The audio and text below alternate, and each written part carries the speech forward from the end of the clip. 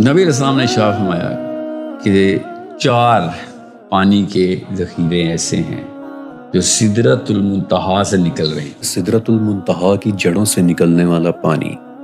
سدرۃ المنتہا یعنی کہ وہ عظیم الشان درخت کہ جس کی جڑیں چھٹے آسمان پر ہیں اور جس کی شاخیں 7ویں آسمان تک جاتی ہیں. سدرۃ المنتہا 7ویں آسمان تک جاتا ہے مگر اس کی جڑ چھٹے میں, اس کا پانی جڑ سے نکل رہے ہیں. نیچے آ کر ہماری زمین سے کیسے نکل رہا ہے؟ اللہ تعالیٰ نے سدرۃ المنتہا سے 4 چیزیں تو بتا دی کہ یہ 4 نہریں تو ادھر سے آ رہی ہیں. وہ پانی ہماری زمین میں کہاں سے نکل رہا ہے؟ 2 عرب میں ایک فرات ہے, ٹھیک ہے, اور ایک اور دریا جو کہ اب خشک ہو چکا ہے, ایک نیل ہے اور ایک گی ہارن سپرنگز ہے. لیکن اوپر آسمان اور نیچے زمین کے درمیان بنے اس تعلق کا راز کیا ہے؟ پانی ادھر سے نکل رہا ہے اور ادھر سے بہ رہا ہے, بیچ میں کدھر ہے پانی؟ اس ابو اور بلو کا راز کیا ہے؟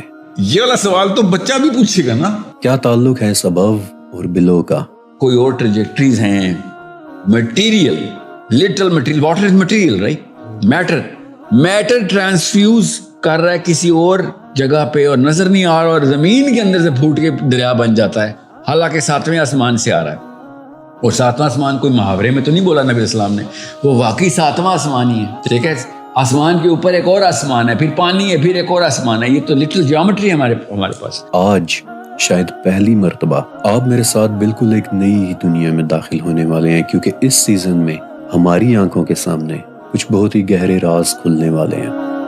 150 محاورتاً بتا رہا ہوں, ایسی حدیثیں میں آپ کو سناؤں گا, آپ کے طوطے اڑ جائیں گے. اور اس پہیلی کو حل کرنے کی ایک چھوٹی سی لیڈ چھپی ہوئی ہے گہرے سبز رنگ کی ڈارک گرین زمرد سے بنی ہوئی اس ایمرلڈ ٹیبلٹ میں. ابن سیاد بار بار نبی کریم صلی اللہ علیہ وآلہ وسلم سے کیا سوال پوچھا کرتا تھا کہ اے محمد مجھے بتائیے کہ جنت کی مٹی کس چیز کی بنی ہوئی ہے. کیوں جاننا چاہ رہا تھا وہ جنت کے فرش کے متعلق ایک نئی سیریز میں کہ جس کا نام ہے The Reality of the Universe.